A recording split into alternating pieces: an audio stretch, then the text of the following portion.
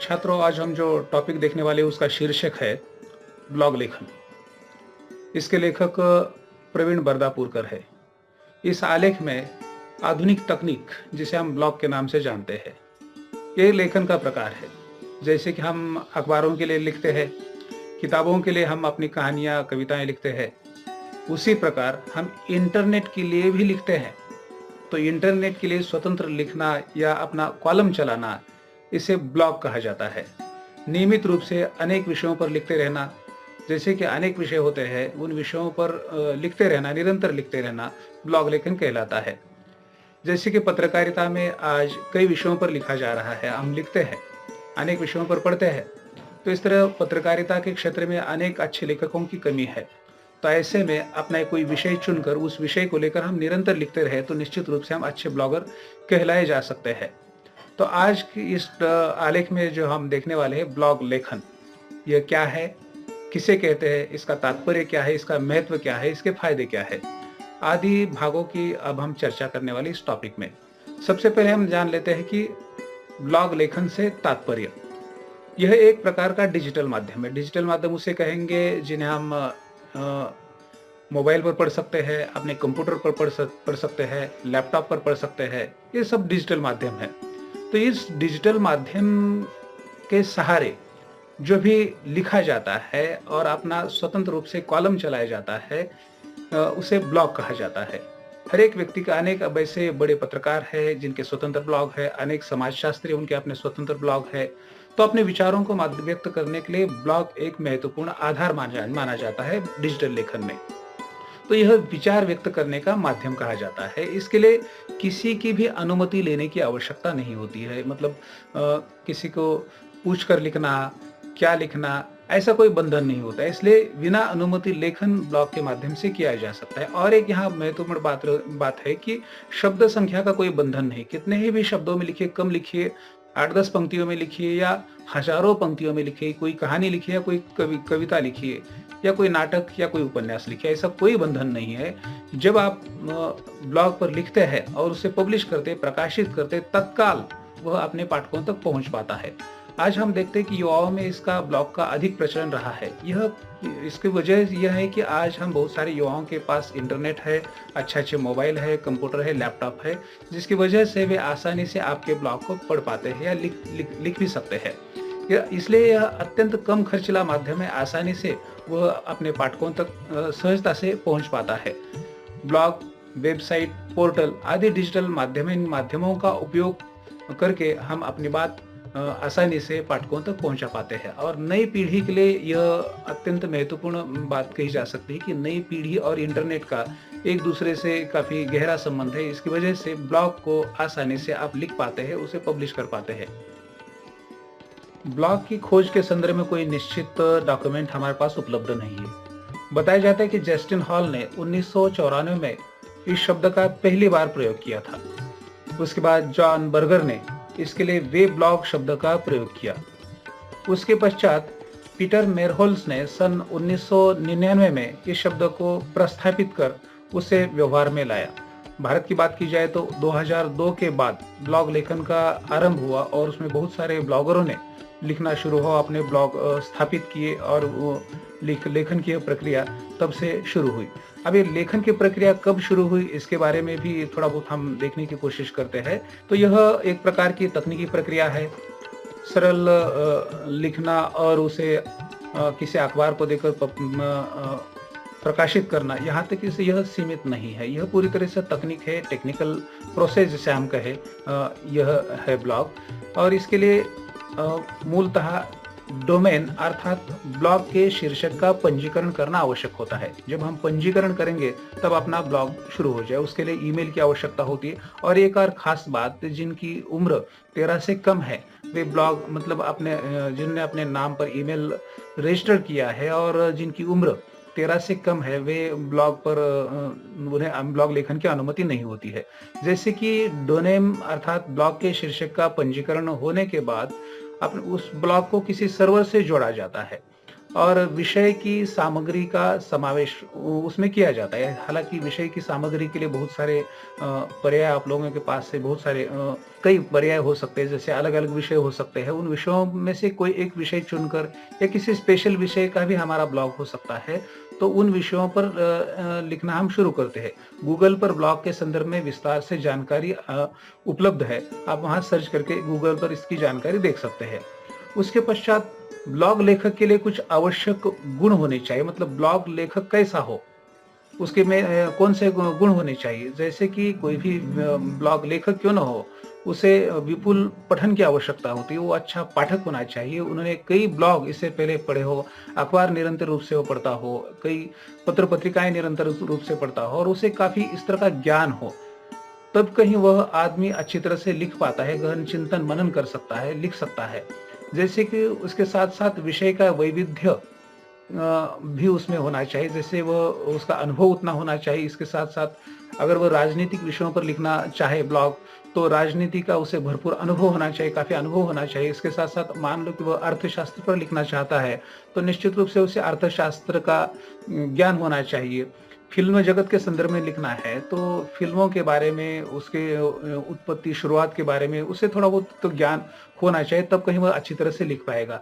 आत्मकथा व्यक्ति की या अन्य लोगों की भी आत्मकथा लिखी जा सकती है, स्व आत्मकथा लिखी जा सकती है। इसके माध्यम से भी यह भी विषय हो सकता है। इसके साथ-साथ जब हम कहीं बाहर घूमते हैं, किसी यात्रा के लिए जाते हैं, एक गाँव से दूसरे गाँव जाते हैं, वहाँ कुछ नया देखते हैं, तो वहाँ का माहौल, जो भी चित्रण हम यात्रा वर्णन के माध्यम से कर सकते हैं। जैसे कि हिंदी में कई विधाएँ हैं, उन विधाओं पर भी लिखा जा सकता है। मान लो आप किसी विधाओं की समीक्षा पर लिख सकते हैं, कविताओं की समीक्षा पर ब्लॉग चला सकते हैं, उपन्यासों की समीक्षा पर ब्लॉग चला सकते हैं, नाटकों पर लिख सकते हैं।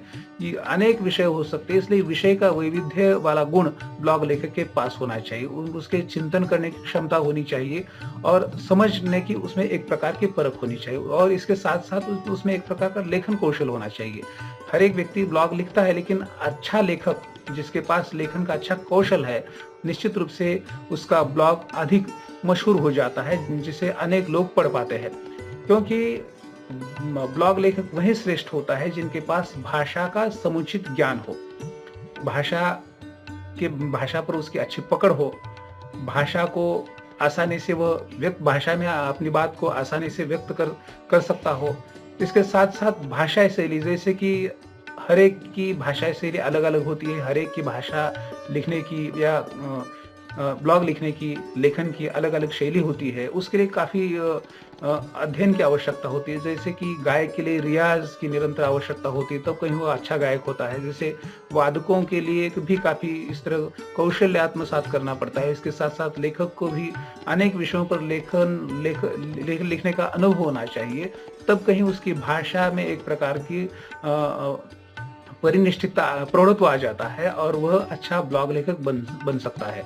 ब्लॉग लेखन में भी अनेक प्रकार की सावधानियों को बरतने की आवश्यकता होती है। जैसे कि हम लिखते हैं, हर एक व्यक्ति लिखता है, हर एक लेखक लिखता है, लेकिन जो बात पाठक के मन तक पहुँचे, उन्हें अपनी सी लगे, निश्चित रूप से इस तरह के ब्लॉग को अधिक महत्व दिया जाता है। जैसे कि अभी हमने देखा कि भाषा शैली सबसे महत्वपूर्ण होती है और ब्लॉग लेखक को मानक भाषा का प्रयोग करना चाहिए, परिनिष्ठित भाषा का प्रयोग करना चाहिए और स्टैंडर्ड भाषा का प्रयोग करना चाहिए। इसके साथ-साथ जो भी ब्लॉग लिखता है उसमें व्याकरणिक अशुद्धियाँ न हो। ब्लॉग लेखन में कुछ सावधानियाँ भी आवश्यक है, जैसे कि हर एक ब्लॉग लेखक लिखता है, लेकिन लिखते समय उसके ब्लॉग में एक तरह का प्रौढ़त्व होना चाहिए। ब्लॉग लेखन में कुछ आवश्यक सावधानियां भी बरतनी पड़ती है, जैसे कि ब्लॉग लेखक को मानक भाषा का प्रयोग करना चाहिए। मानक भाषा मतलब परिनिष्ठित भाषा है, स्टैंडर्ड लैंग्वेज जिसे हम कहते हैं, वो मानक भाषा है। इसके साथ-साथ ब्लॉग लेखन में व्याकरणिक अशुद्धियां ना हो, यह सबसे महत्वपूर्ण है। इसके साथ-साथ ब्लॉग लेखन में असंवैधानिक भाषा से बचना चाहिए, मतलब किसी के बारे में गलत लिखना या किसी के चरित्र हनन के बारे में लिखना या बिना सबूत के किसी पर आरोप लगाना, यह भी नहीं करना चाहिए। ब्लॉग लेखक से इससे पूरी तरह से बचना चाहिए। जब हम ब्लॉग लिखते हैं तो उसका प्रसार भी आवश्यक होता है। जैसे कि हम स्वयं बताते हैं कि मेरा यह ब्लॉग है, उसे लिख कर देते हैं, अपना विजिटिंग कार्ड जो होता है उस पर भी हम उसको छपवा कर उसे कार्ड देते हैं। और जैसे व्यक्तिगत रूप से हम बताते हैं कि उसका ब्लॉग है, आप पढ़ें। इसके साथ-साथ अन्य ब्लॉग लेखन के प्रसार के भी अन्य मार्ग हैं, जैसे कि पाठकों तो यह बताने के लिए कई माध्यम है। जैसे कि पहला जैसे प्रकार है कि विज्ञापनों के माध्यम से अपने ब्लॉग का प्रसार करें, ब्लॉग के बारे में बताएँ। इसके साथ-साथ फेसबुक हो, व्हाट्सएप हो और एसएमएस के माध्यम से भी हम पाठकों को बता सकते हैं कि उसका इस विषय को लेकर उन्होंने ब्लॉग लिखा है, आपने ब्लॉग लिखा है और निश्चित रूप से आप उसे पढ़ें। और जब आप अच्छा लिखते हैं तो निश्चित रूप से आगे अपने आप एक व्यक्ति से दूसरे और दूसरे से तीसरे व्यक्ति तक उसका प्रसार आसानी से हो जाता है और आपका ब्लॉग निश्चित रूप से मशहूर हो जाता है। अब आप कहेंगे कि इतना सब लिखने की क्या ज़रूरत है, इसका फ़ायदा क्या है, इसके आर्थिक लाभ क्या है? सबसे महत्वपूर्ण सवाल है कि आर्थिक लाभ क्या है? इसमें क्यों लिखें, हमारा समय क्यों बर्बाद करें? एक तो व्यक्ति या साहित्यकार लिखता क्यों है? लिखने के कई प्रकार, जैसे उसके कुछ हेतु होते हैं लिखने के, जैसे मनोरंजन के लिए कोई लिखता है, कोई पैसा कमाने के लिए लिखता है, कोई दूसरों को इस तरह कुछ ज्ञान दिलाने के लिए लिखता है। कई प्रकार है, जैसे आज के ज़माने में हम जैसे कि आर्थिक कमाई भी नितांत आवश्यक होती है, आर्थिक लाभ होना भी आवश्यक है। इतना हम समय देते हैं, इतनी देर तक बैठते हैं, अनेक विषयों पर लिखते हैं, तो उसका फ़ायदा हमें मिलना चाहिए। तो निश्चित रूप से जब आपका ब्लॉग अनेक पाठकों तक पहुंच जाएगा, तो निश्चित रूप से जिस सर्वर पर आपने ब्लॉग लिखा है या लिख रहे हैं, तो उस सर्वर पर वो जो सर्वर होता है वह आपके ब्लॉग पर विज्ञापन डालना शुरू करता है। और ये विज्ञापन कौन देता है? जो भी कंपनी होती है, जो भी उत्पादक होता है, कोई भी इस तरह का प्रतिष्ठान होता है, वह उस सर्वर को, मतलब मान लो गूगल को, वो विज्ञापन देता है और जो गूगल होता है उन उत्पादकों से पैसा लेता है और उनका विज्ञापन प्रकाशित करता है। वो विज्ञापन कहाँ प्रकाशित करता है?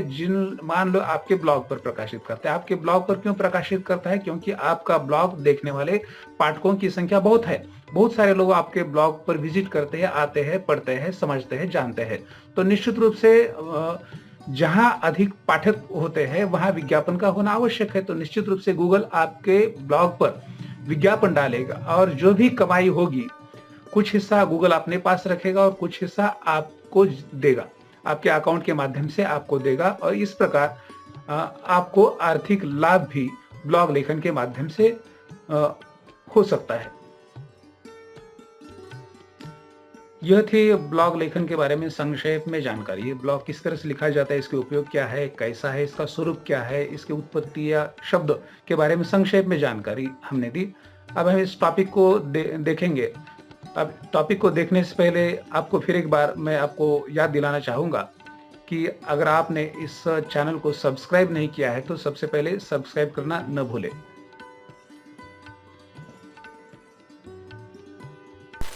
प्रस्तुत पाठ का शीर्षक है ब्लॉग लेखन।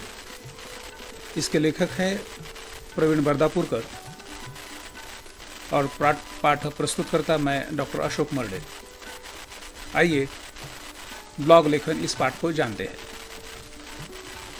ब्लॉग लेखन। लेखक परिचय। सबसे पहले ब्लॉग लेखन के सफलतम लेखक प्रवीण बरदापुर का जन्म 3 सितंबर 1955 को गुलबर्गा में हुआ। मराठी पत्रकारिता में आपको सम्मान का स्थान प्राप्त है। राजनीतिक, सामाजिक, आर्थिक तथा सांस्कृतिक क्षेत्रों का गहराई से अध्ययन करने वाले तथा उन्हें समझने वाले निर्भीक पत्रकार के रूप में आप सुपरिचित हैं। आपने पत्रकारिता के क्षेत्र में ब्लॉग लेखन को बहुत ही लोकप्रिय बनाया। आपने अपने ब्लॉग द्वारा बदलते सामाजिक विषयों को परिभाषित करते हुए जनमानस की विचारधारा को नई दिशा देने का प्रयास किया है। आपके ब्लॉग धर्मनिरपेक्ष दृष्टिकोण की पुष्टि करते हैं। सीधी सादी, रोचक और संप्रेषणीय मराठी और हिंदी भाषा आपके ब्लॉग की विशेषता है। इनकी कुछ कृतियां हैं, उनमें डायरी, नोंदी डायरी नंतरच्या, दिवस असे की, आई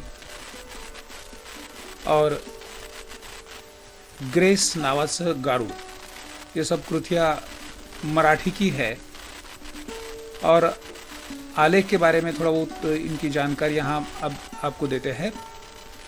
वर्तमान समय में आलेख लेखन को महत्वपूर्ण स्थान प्राप्त है। समाचार पत्र में छपने वाले विभिन्न आलेख विज्ञान, राजनीति, समसामयिक विषयों की विस्तृत, उपयोगी एवं ज्ञानवर्धक जानकारी देते हैं। फलस्वरूप पाठकों एवं रचनाकारों में आलेख लेखन के प्रति पठन एवं लेखन का भाव जागृत हो गया है। जैसे कि लेखन की इस विधा के अंतर्गत आधुनिक विधा, जिसे हम ब्लॉग लेखन के नाम से जानते हैं, इसके लेखक प्रवीण बर्दापुरकर, वे मराठी भाषी है। आपका जन्म गुलबर्गा में हुआ और आप एक अच्छे पत्रकार हैं। पत्रकार को अनेक विषयों पर लिखना होता है, जैसे कि प्रवीण बर्दापुरकर ने भी अनेक विषयों में लिखा है, अनेक विषयों पर लिखा है। इसलिए उनकी कृतियों का उल्लेख किया जाए तो नोंदी डायरी नंतरच्या दिवस असे की आई, ग्रेस नावाचं गारुड, इस तरह की उनकी बहुत सारी कृतियां हैं। तो ब्लॉग के माध्यम से अनेक सामाजिक विषयों को वाणी दिलाने का काम प्रवीण बर्दापुरकर ने किया है और एक तरह से आलेख लिखकर, अनेक विषयों पर आलेख लिखकर वे नई नई जानकारी पाठकों को दिलाने का काम करते हैं। आइए अब हम पाठ परिचय को समझ लेते हैं। आधुनिक समय में पत्रकारिता का क्षेत्र बड़ी तेजी से फैलता जा रहा है। समाचार पत्र हो अथवा टेलीफोन के समाचार चैनल हो, टेलीविजन के समाचार चैनल हो, पाठ परिचय। आधुनिक समय में पत्रकारिता का क्षेत्र बड़ी तेजी से फैलता जा रहा है। समाचार पत्र हो अथवा टेलीविजन के समाचार चैनल हो, पत्रकारिता अछूती नहीं रही है। पत्रकारिता क्षेत्र में ब्लॉग लेखन का प्रचलन भी लोकप्रिय बनता जा रहा है। प्रस्तुत पाठ में लेखक ने ब्लॉग लिखने के नियम, ब्लॉग का स्वरूप, उसके वैज्ञानिक पक्ष की चर्चा करते हुए उसके महत्व को स्पष्ट किया है। ब्लॉग लेखन जहां एक और सामाजिक जागरण का माध्यम बन चुका है, वहीं पत्रकारिता के जीवित तत्व के रूप में भी वह स्वीकृत हो चुका है। यह माध्यम बड़ा ही लोकप्रिय बन चुका है। आज के युग में, आज के तकनीकी युग में, कंप्यूटर के युग में ब्लॉग लेखन को अनन्य साधारण महत्व है। खासकर पत्रकार अपने अखबारों में तो लिखते ही है, लेकिन बहुत सारे पत्रकार आज स्वतंत्र रूप से ब्लॉग के माध्यम से लिख रहे हैं। इस पाठ में भी प्रवीण बर्दापुरकर, जिसके लेखक है, इन्होंने ब्लॉग लिखने के नियम, ब्लॉग का स्वरूप किस तरह का है और उसके वैज्ञानिक पक्ष की चर्चा यहाँ की है। आइए इस पाठ को हम देखते हैं। ब्लॉग लेखन से तात्पर्य। आइए इस पाठ को देखते हैं। ब्लॉग लेखन से तात्पर्य। सबसे पहले ब्लॉग लेखन क्या है, इसका आशय क्या है या किसे कहते हैं, इसको समझने की कोशिश करते हैं। सबसे पहले ब्लॉग अपना विचार, अपना मत व्यक्त करने का एक डिजिटल माध्यम है। ब्लॉग के माध्यम से हमें जो कहना है उसके लिए किसी की अनुमति लेने की आवश्यकता नहीं होती। ब्लॉग लेखन में शब्द संख्या का बंधन नहीं होता, अतः हम अपनी बात को विस्तार से रख सकते हैं। ब्लॉग, वेबसाइट, पोर्टल, अखबार, पत्रिका या पुस्तक हाथ में लेकर पढ़ने के बजाय उसे कंप्यूटर, टैब या सेलफोन से पर्दे पर पढ़ना डिजिटल माध्यम कहलाता है। इस प्रकार का वाचन करने वाली पीढ़ी इंटरनेट के महाजाल के कारण निर्माण हुई है। इसके कारण लेखक और पत्रकार भी ग्लोबल हो गए हैं। नवीन वाचकों की संख्या मुद्रित माध्यम के वाचकों से बहुत अधिक है। इस वर्ग में युवा वर्ग अधिक संख्या में है। दुनिया की कोई भी जानकारी एक क्षण में पर्दे पर उपलब्ध हो जाती है। जैसा कि ब्लॉग लेखन एक आधुनिक माध्यम माना जा सकता है, अत्याधुनिक माध्यम माना जा सकता है, कंप्यूटर का माध्यम माना जा सकता है। जैसे कि हम पढ़ते हैं, अखबारों में पढ़ते हैं, किताबों में पढ़ते हैं, लेकिन आज के युवाओं के पास इंटरनेट आ चुका है और कंप्यूटर, टैब और सेलफोन के पर्दे उनके सम्मुख लगे हुए हैं। ऐसे में उनको अनेक विषयों की जानकारी देने के लिए ब्लॉग लेखक ब्लॉग का सहारा लेता है। इस प्रकार वाचन करने वाली पीढ़ी बढ़ती ही जा रही है। मतलब इंटरजाल के इस महाजाल में ब्लॉग समय की मांग बन चुका है। मुद्रित माध्यमों के बहुत सारे पाठक आज इस माध्यम, डिजिटल माध्यम के सहारे पढ़ रहे हैं। आज हम देखते हैं अनेक ऐसे आलेख होते हैं, वे हम इंटरनेट के माध्यम से पढ़ते हैं। अनेक ब्लॉगों में इस तरह का लेखन लिखा होता है और युवाओं की संख्या इन ब्लॉगों को पढ़ने में अधिक देखी जा सकती है। अब देखते हैं ब्लॉग की खोज। जैसे ब्लॉग की खोज के संदर्भ में निश्चित रूप से कोई डॉक्यूमेंटेशन उपलब्ध नहीं है, पर जो जानकारी उपलब्ध है उसके अनुसार जस्टिन हॉल ने सन 1994 में सबसे पहले इस शब्द का प्रयोग किया। 1994 में जस्टिन हॉल ने सबसे पहले इसका प्रयोग किया। जॉन बर्गर ने इसके लिए वे ब्लॉग शब्द का प्रयोग किया। धीरे धीरे यह विकसित होता जा रहा है। माना जाता है कि सन 1999 में पीटर मेरहोल्स ने ब्लॉग शब्दों को प्रस्थापित कर उसे व्यवहार में लाया।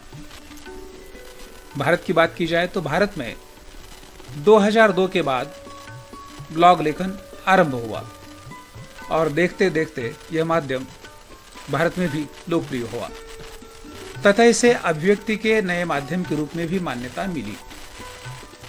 अब यहाँ ब्लॉग लेखन शुरू करने की प्रक्रिया में भी संक्षेप में जानने की कोशिश करते हैं।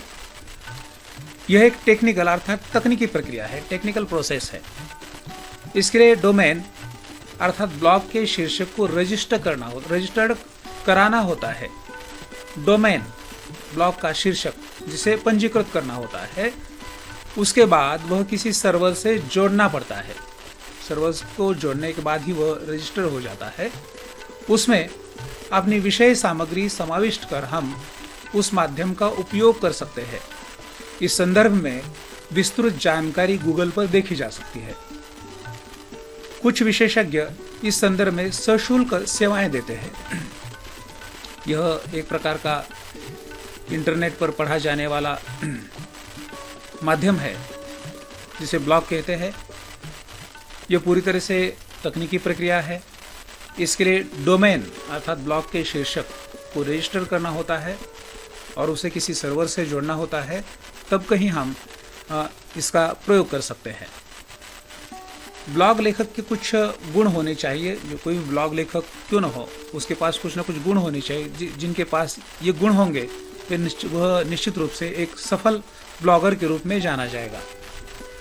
ब्लॉग लेखक के पास लोगों से संवाद स्थापित करने के लिए बहुत से विषय होने चाहिए। विपुल पठन होना चाहिए, चिंतन तथा भाषा का समुचित ज्ञान होना आवश्यक है। भाषा सहज प्रवाहमयी हो तो ही पाठक उसे पढ़ेगा। साथ ही लेखक के पास विषय से संबंधित संदर्भ, घटनाएं और यादें हो तो ब्लॉग पठनीय होगा। जिस क्षेत्र या जिस विख्यात व्यक्ति के संदर्भ में आप लिख रहे हैं, उस व्यक्ति से आपका संबंध कैसे बना है, किसी विशेष भेंट के दौरान उस व्यक्ति ने आपको कैसे प्रभावित किया। यदि वह व्यक्ति आपके निकटस्थ परिचितों में है तो उसकी सहृदयता, मानवता आदि से संबंधित कौन सा पहलू आपकी स्मृतियों में रहा। ऐसे अनेक विषय हैं जिन्हें आप शब्दांकित कर अपने पाठकों का विश्वास प्राप्त कर सकते हैं। जैसे ब्लॉग लेखक के गुणों के बारे में अभी हम चर्चा कर रहे हैं, जैसे उसके पास अनेक विषयों का ज्ञान होना चाहिए, अनेक विषय उसके पास उसके मन में होने चाहिए, विपुल पठन होना चाहिए, हमेशा चिंतन होना चाहिए, भाषा पर पूरी तरह से उसका अधिकार होना चाहिए, उसकी भाषा सहज प्रवाहमयी हो, तभी पाठक उसे पढ़ेगा, उसे पसंद करेगा। लेखक के पास अनेक संदर्भ होनी चाहिए, अनेक घटनाएं होनी चाहिए, अनेक यादें होनी चाहिए, तब कहीं वह ठीक तरह से लिख पाएगा, अपनी बातों को ठीक तरह से वह व्यक्त कर पाएगा। यहाँ इस बात का ध्यान रहे कि विषय में आशय की गहराई हो। प्रवाही कथन शैली भी इसका एक महत्वपूर्ण मापदंड है। क्लिष्ट शब्दों के उपयोग से बचते हुए सीधी सादी सहज भाषा का प्रयोग किया जाए तो पाठक विषय सामग्री से बहुत जल्दी एकरूप हो जाता है। सटीक और विशेषणों के प्रयोग से भाषा को सौष्ठव प्राप्त होता है और पाठक इसकी ओर आकर्षित होता है। भाषा शब्दों या अक्षरों का समूह नहीं होता। प्रत्येक शब्द का विशिष्ट अर्थ के साथ जन्म होता है तथा उस अर्थ में भावनाएं निहित होती है।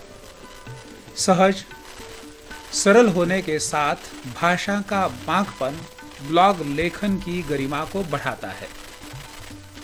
शैली एक दिन में नहीं बनती, यह सतत लेखन से ही संभव है। जिस प्रकार गायक प्रतिदिन रियाज कर राग और बंदिश का निर्माण करने में निपुण बनता है, उसी प्रकार लेखन से लेखक की शैली विकसित होती है और पाठकों को वो प्रभावित करती है। ब्लॉग लेखन में कुछ सावधानियां भी आवश्यक होती है। ब्लॉग लेखन में इस बात का ध्यान रखना पड़ता है कि उसमें मानक भाषा का प्रयोग हो। मानक भाषा, परिनिष्ठित भाषा या स्टैंडर्ड लैंग्वेज, व्याकरणिक अशुद्धियां ना हो। लेखन की स्वतंत्रता से तात्पर्य कुछ भी लिखने का अनुमति पत्र नहीं मिल जाता है। आक्रामकता का अर्थ गाली गलौज अथवा अश्लील शब्दों का प्रयोग करना नहीं है। पाठक ऐसी भाषा को पसंद नहीं करते। किसी की निंदा करना, किसी पर गलत टिप्पणी करना, समाज में तनाव की स्थिति उत्पन्न करना आदि बातों से ब्लॉग लेखक को दूर रहना चाहिए। बिना सबूत के किसी पर कोई आरोप करना एक गंभीर अपराध है।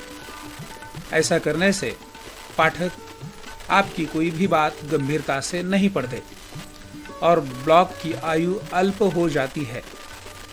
लेखन करते समय छोटी छोटी बातों का ध्यान रखा जाए तो पाठक भी हमारे ब्लॉग के प्रचारक बन जाते हैं। एक पाठक दूसरे से सिफारिश करता है, दूसरा तीसरे से, और यह श्रृंखला बढ़ती जाती है। ब्लॉग लेखन का प्रसार, जैसे कि अभी हमने देखा कि एक पाठक दूसरे से, दूसरा तीसरे को इस तरह बताता है ब्लॉग के बारे में और अपने आप ब्लॉग का प्रसार होता रहता है। जैसे कि ब्लॉग का प्रसार स्वयं ब्लॉग लेखक कर सकता है, इसके साथ साथ विज्ञापन, फेसबुक, व्हाट्सएप, SMS आदि द्वारा इसका प्रचार होता है। आकर्षक चित्रों, छायाचित्रों के साथ विषय सामग्री यदि रोचक हो तो पाठक ब्लॉग की प्रतीक्षा करता है और उसका नियमित पाठक बन जाता है। अब आप कहेंगे कि ये ब्लॉग क्यों लिखे? ब्लॉग लेखन से हमें क्या फायदा होता है, इसके आर्थिक लाभ क्या है? ब्लॉग लेखन से आर्थिक लाभ भी होता है। विशेष रूप से हिंदी और अंग्रेजी ब्लॉग लेखन का व्यापक पाठक वर्ग होने से इसमें अच्छी कमाई होती है।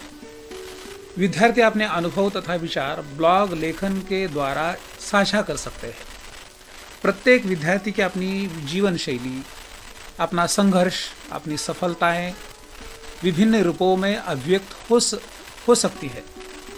राजनीतिक विषयों के लिए अच्छा प्रतिसाद मिलता है।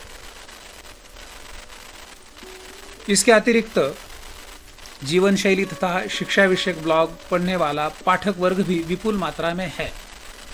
यात्रा वर्णन, आत्मकथात्मक तथा अपने अनुभव, विश्व से जुड़े जीवन की प्रेरणा देने वाले विषय भी बड़े चाव से पढ़े जाते हैं।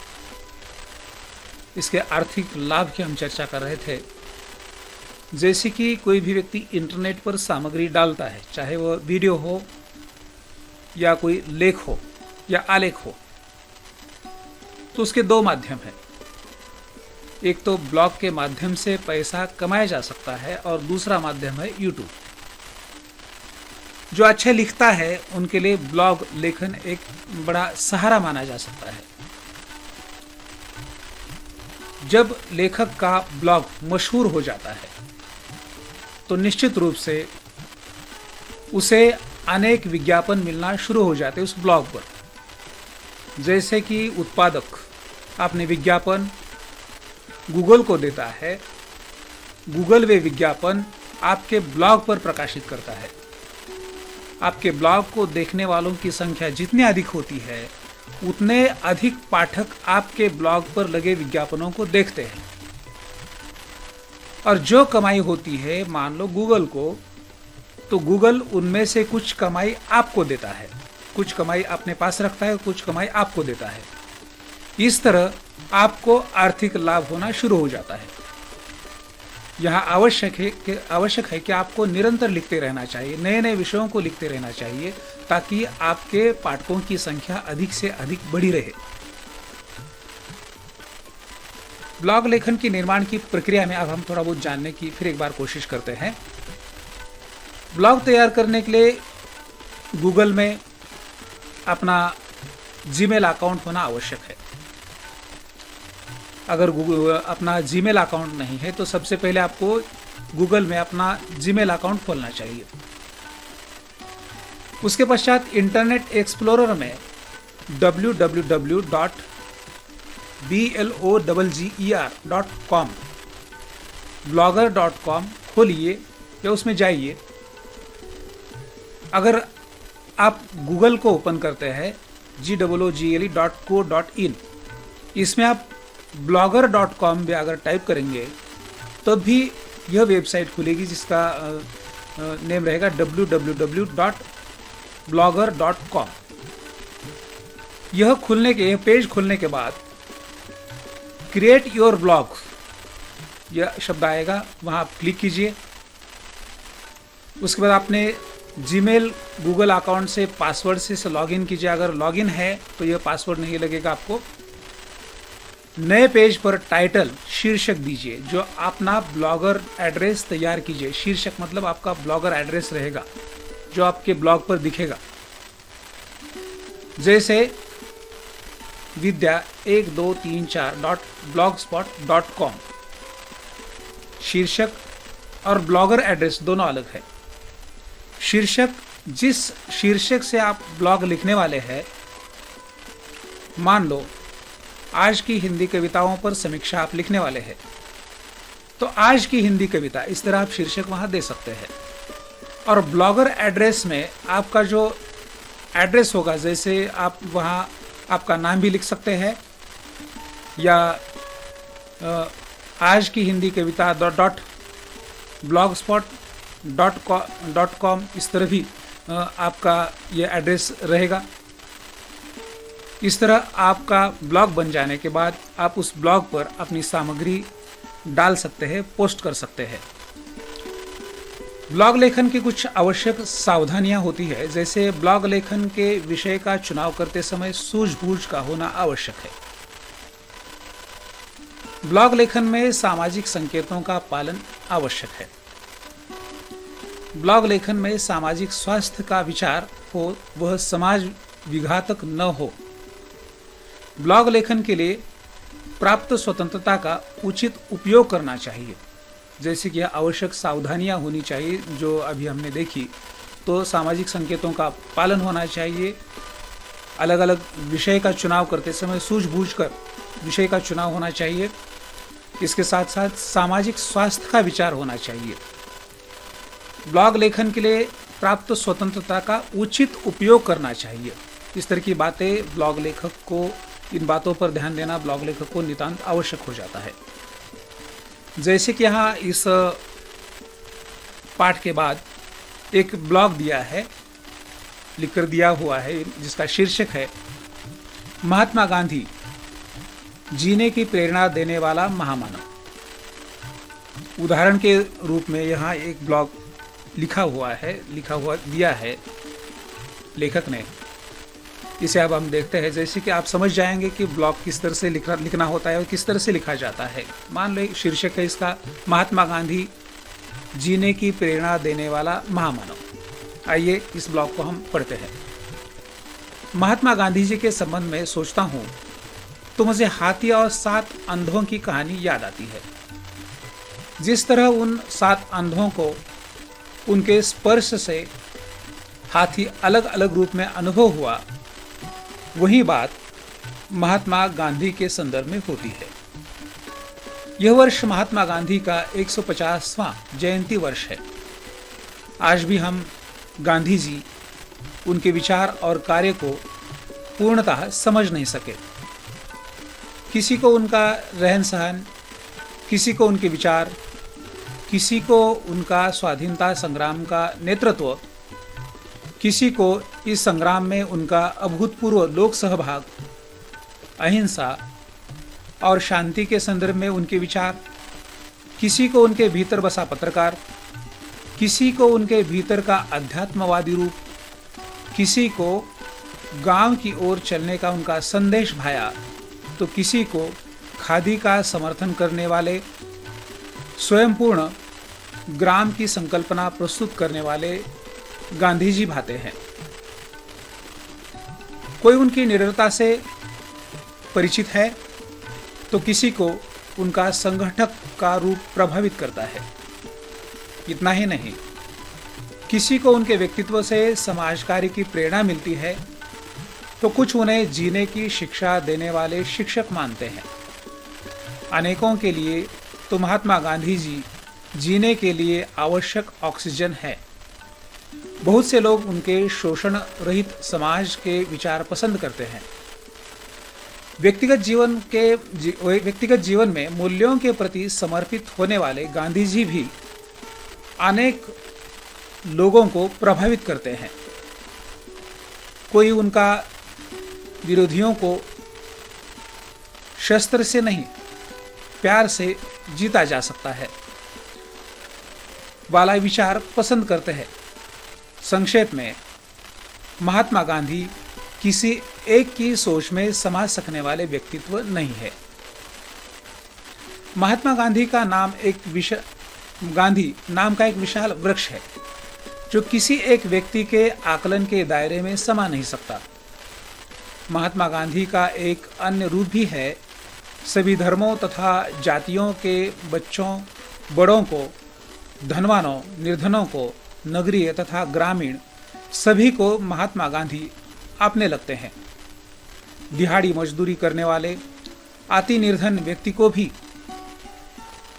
गांधी जी अपने में से एक लगते हैं तथा वे महात्मा गांधी को पिता के लिए प्रयुक्त किए जाने वाले आदर सूचक मेरे बापू शब्द से संबोधित करते हैं। किसी मामूली फकीर की तरह जीवन जीने वाले महात्मा गांधी के सम्मुख बड़े से बड़े धनवान भी शीश नवाते हैं। इसलिए धनवान हो या निर्धन, सभी के लिए महात्मा गांधी वंदनीय है। महात्मा गांधी का एकमात्र धर्म था मानवता। वे पूर्णतः धर्मनिरपेक्ष थे। राजनीति के संदर्भ में भी उनकी यही भूमिका थी। अहिंसा के पुजारी महात्मा गांधी मात्र भारत के लिए ही नहीं बल्कि विश्व के लिए वंदनीय है। आज भी विश्व के कई देशों में गांधी जयंती के अवसर पर उनके जीवन दर्शन को याद किया जाता है। उनके विचारों को हम प्रत्यक्ष में उतार नहीं सके, इसलिए हमारे देश का प्रत्येक शहर नगरीय समस्याओं से ग्रस्त है। हरिजन पत्रिका के माध्यम से महात्मा गांधी ने शोषण विरहित समाज का विचार प्रस्तुत करने के लिए आदर्श ग्राम की संकल्पना प्रस्तुत की। जुलाई 1942 के हरिजन अंक में महात्मा गांधी ने यही संकल्पना प्रस्तुत करते हुए गांव की ओर चलो का विचार लोगों के सम्मुख रखा। साथ ही उन्होंने गांव को स्वयंपूर्ण होना चाहिए यह संदेश भी दिया। उनका कहना था, गांव के लोगों को अपनी आवश्यकताएं स्वयं पूर्ण करने का प्रयत्न करना चाहिए। इतना ही नहीं, अपनी जरूरतों को पूरा करने के साथ साथ एक दूसरे को सहयोग भी करना चाहिए। इसके लिए वे सुझाव देते हैं कि कपास की फसल लेते हुए उसे सूत काटे तथा स्वयं चरखा चलाते हुए कपड़ों की आवश्यकता को पूर्ण करें। महिलाओं से भी उनका कहना था कि सूत कताई कर कपड़े बनवाए, गांव के लोगों को बेचे, अर्थार्जन कर अपने पैरों पर खड़े रहे। गांधी जी के शिक्षा के संदर्भ में भी विचार महत्वपूर्ण रहे हैं। गांव में प्राथमिक शिक्षा को भी उन्होंने अनिवार्य माना। वर्धा जिले के सेवाग्राम तथा अहमदाबाद की साबरमती नदी के किनारे बने आश्रम में महात्मा गांधी बहुत समय तक रहे। उस समय ये दोनों आश्रम शहरी क्षेत्र में नहीं थे। मिट्टी से जुड़ना गांधी जी को अपेक्षित था। आज भी असंख्य लोगों के लिए ये दोनों आश्रम मानवतावादी जीवन जीने के प्रेरणा स्रोत है। जिस तरह महात्मा गांधी ने शांति और अहिंसा का समर्थन किया, उसी तरह वे निर्भय बने रहने के प्रति आग्रही थे। निर्भय होने का अर्थ स्वयं सिद्ध अथवा स्वयं तैयार रहना है। इस बात को बिना किसी भ्रम के समझ लेना आवश्यक है।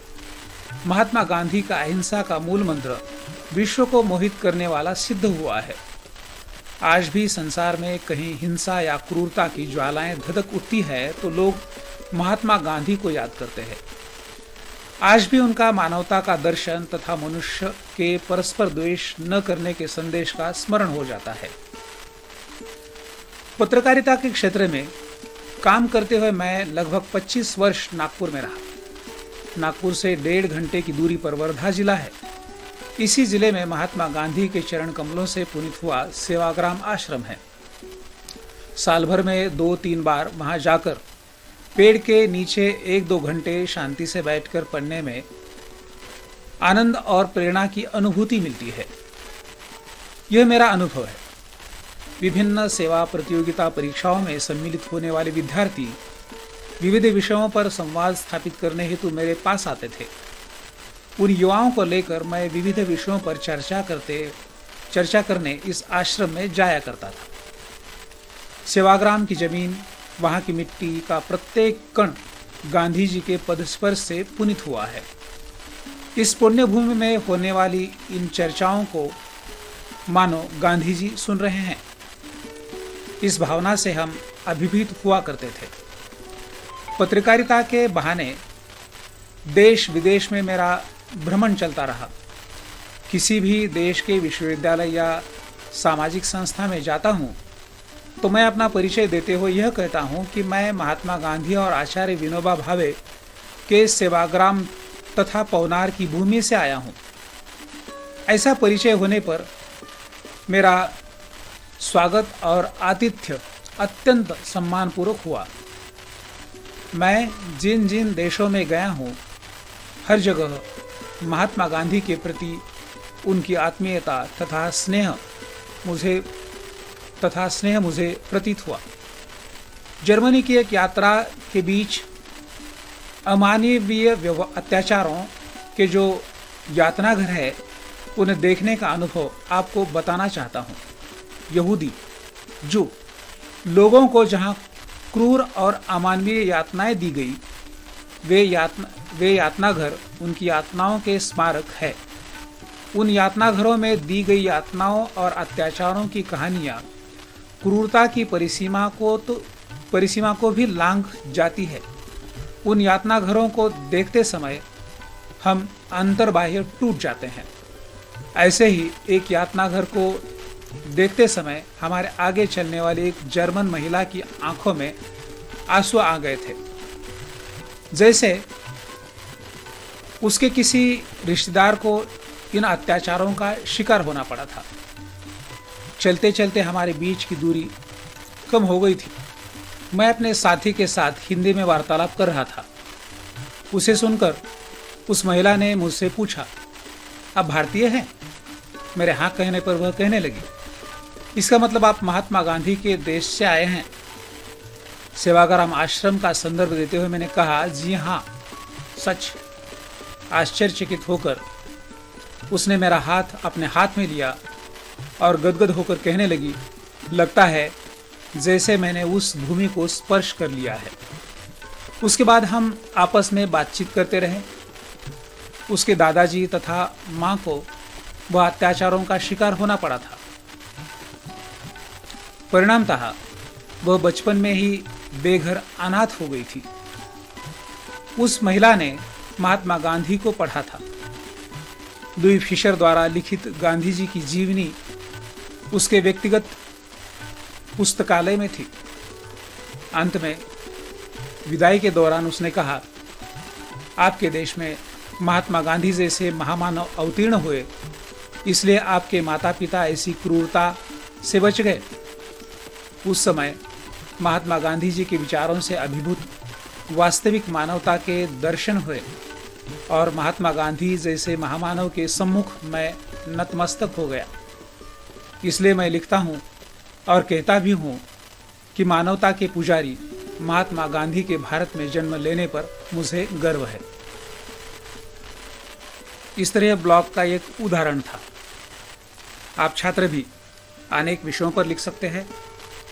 इस लेखन को ही अपना भविष्य मानकर लिख सकते हैं। इस लेखन के माध्यम से पैसा कमा सकते हैं, नाम कमा सकते हैं, शोहरत कमा सकते हैं। अखबारों में लिख सकते हैं, ब्लॉग के माध्यम से भी लिख सकते हैं, ब्लॉग में लिख सकते हैं, अनेक विषयों पर लिख सकते हैं। धीरे धीरे आपके लेखन से आप एक अच्छे ब्लॉग लेखक के रूप में सम्मुख आएंगे। मुझे विश्वास है कि आपने इस टॉपिक को अच्छी तरह से समझ लिया है और ब्लॉग क्या है, ब्लॉग किसे कहते हैं, ब्लॉग से क्या तात्पर्य है इसे जान लिया होगा। निश्चित रूप से आप लोगों को यह पाठ समझ में आया होगा। आप इस चैनल को सब्सक्राइब करना न भूलें। धन्यवाद।